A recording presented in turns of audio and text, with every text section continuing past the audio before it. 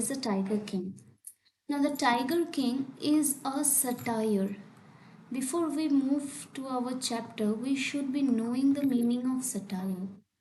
How many of you have already read an example of satire? Like, what is a satire? How many of you know the meaning of satire? So, it's like satire is a way to point out the human flaws in a very humorous manner. To point out the human flaws in a very humorous manner. Okay, so this Tiger King, this chapter is a satire on power and vanity. What do you mean by vanity? Vanity is the excessive pride that a person has for himself or herself. All right. It is almost at the verge of demeaning others and considering oneself absolutely superior. All right. So here, Kalki, the South Indian writer, in a very beautiful way, satiric manner, exposes the exposes the problem that human beings often suffer from, that is, when we get absolute power we tend to misuse that power. All right, let us go through the text. This is a very comical story yet with a very deep message. All right, so the story begins in a very extraordinary, with a very extraordinary description. All right, it's like a larger than life portrait of the king. Now, what do we mean by larger than life? It is when a person's presence or existence or introduction has been exaggerated in a very grand manner. Okay, has been the introduction of the character has been done in a very grand manner. That is called larger than life. Okay. Right from the first paragraph itself, we know, or with the narrative technique, we come to know that the writer is trying to tell us uh, how, um, how mighty, how mighty the king in the title, the titular king, how mighty the king is. Okay, let us read. The Maharaja of Pratibandapuram is the hero of the story. He may be identified as His Highness Jamadar General Kiledar Major Satavyagra Samhari Maharaja Dhiraja Vishwa Bhuvana Samrat Sir Jilani Jung Jung Bahadur MAD ACTC CRCK, but this name is often shortened to the Tiger King. Now, what is interesting to note here, these names, of course, you don't have to remember or memorize the names because these are the titles. But why has Kalki, the author, given so much of the space in the lines to let us know what his titles are? These indicate or symbolize that the Maharaja is a very big person. Okay, he is full of might and strength and power. He has been given all sorts of titles by many people. That means throughout he has been a very efficient king. Okay, that is why he has got titles. But the short name of the Tiger King is short name of Sir Jilani Jamjang Bahadur is the Tiger King. Okay, I have come forward to tell you now. Here, the writer is addressing to the readers. Okay, that why is how is he introducing the Tiger King? He will now say that he has come. The author has come to tell us the story of the Tiger King. Okay, and the story is such an intriguing story. We all will be drawn towards the story with absolutely no prediction for the end. Okay, he even tells that I will be the author, okay, vouches that I will be telling the story in such a way that whatever happens I will not digress from the topic. I'll not take a hasty. I'll not take you to take you to the ending in a very hurried manner. I will give proper pace and time to the narrative of the story, and I vouch for that. Okay, even any if any kind of bomber or submarine or whatever, like in Hindi we can say andhi aaye, tufan aaye, I will not go off my track. Okay, I will keep on telling the story with exact intensity that the story deserves to be read or listened to. All right. So the writer says, I have come forward to tell you why he became to be known as Tiger King. I have no intention of pretending to advance only to end in a strategic withdrawal. So he is a very good storyteller as well. Okay, he will not take and do anything hastily. Even the threat of a Stuka bomber, it is a reference to the submarines, will not throw me off track. The Stuka, if it likes, can beat a hasty retreat from my story. He is trying to say, again, this is hyperbole, okay? He is trying to say that any kind of bombings or attacks, anything will not be able to digress me from telling the story. If it be the case, then those bombers can go away from me, from the story, but I will not move even an inch from telling the story. All right. Right at the start, it is imperative to disclose a matter of vital importance about the Tiger King. Everyone who reads of him will experience the natural desire to meet a man of his indomitable courage face to face. But there is no chance of fulfillment. Look at the brilliance of his narration. Okay, you in the boards, students, you will get a question on the narrative technique of Kalki in this story.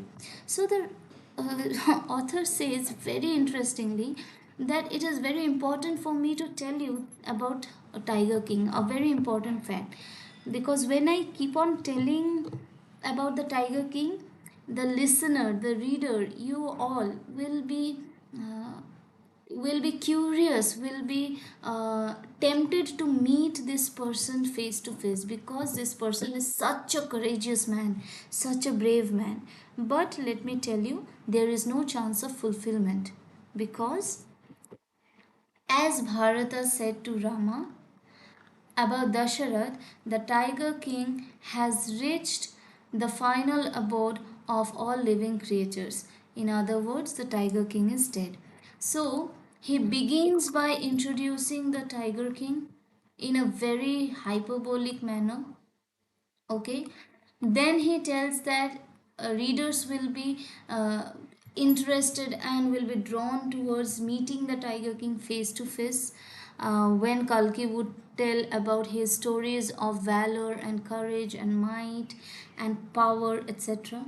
Okay, that is why the readers will be tempted to meet the person, meet the Tiger King. But revelation is revelation is that the author says that it is not possible, because Tiger King is dead. So there is a very interesting fact to this storyline. What that is, whenever we tell about a story, whenever we tell a story about a king, okay, see, it is a very natural thing. You must have heard in this way.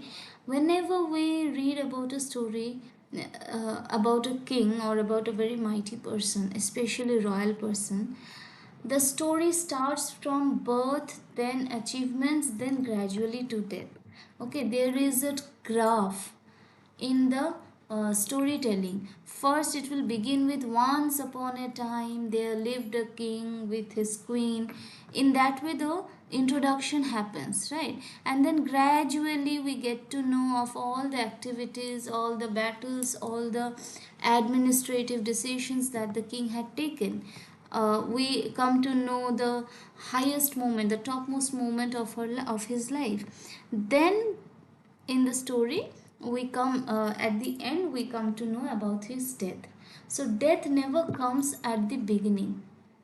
At the beginning, it is always the birth, right? But here, Kalki has subserve. Kalki has, just made it opposite. The story, his storytelling begins with the death of the king, leading us, taking us to the birth of the king. That is why this line is very important. How he subverts the natural order of telling a story about a king. He subverts the natural order. This is a very important point about his narrative technique. Please include this point while you write this answer in your boards. Okay, let us continue. The manner of his death is a matter of extraordinary interest. It can be revealed only at the end of the tale. The most fantastic aspect of his demise was that as soon as he was born, astrologers had foretold one day the Tiger King would actually have to die. Now, from here starts the satire, or you can say it also has the humor. So the author says that the manner of his death is very extraordinary.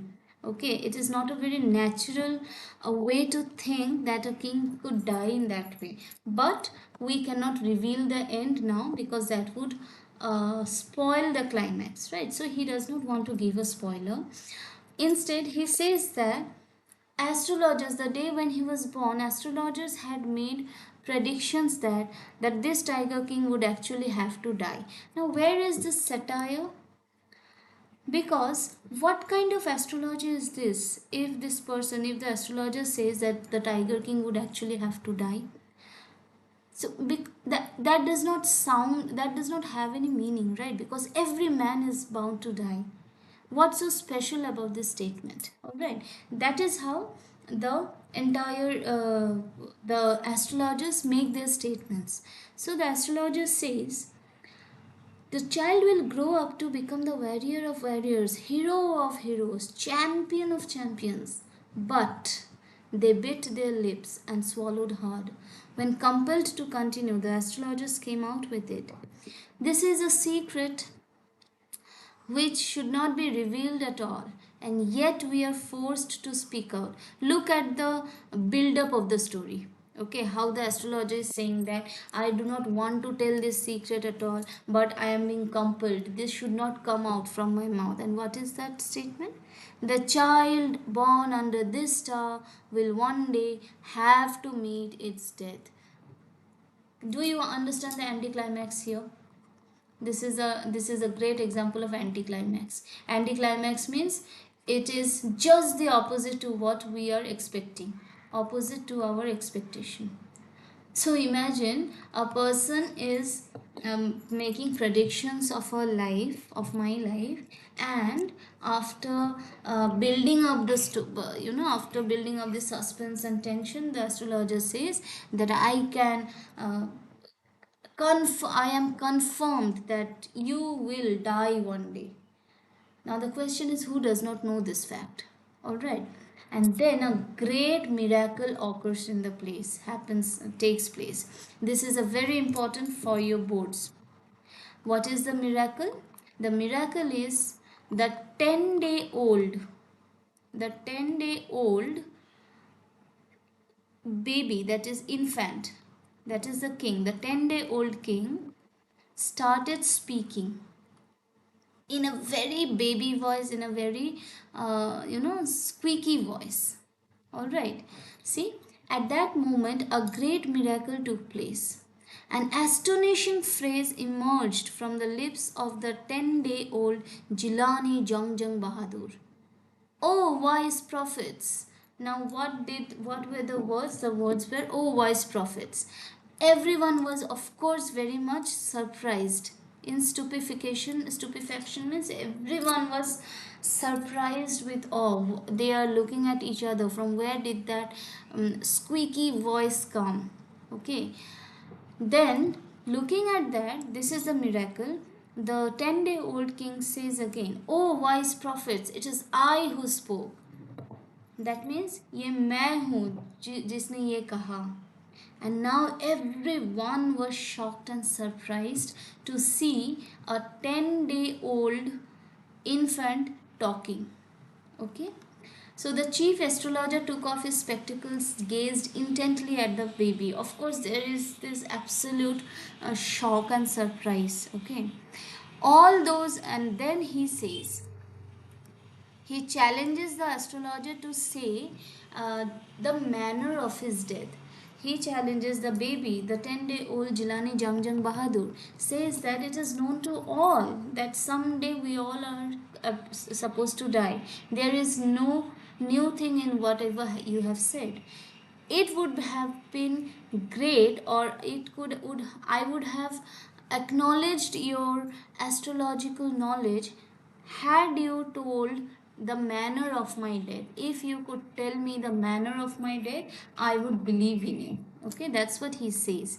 Look at the challenging words.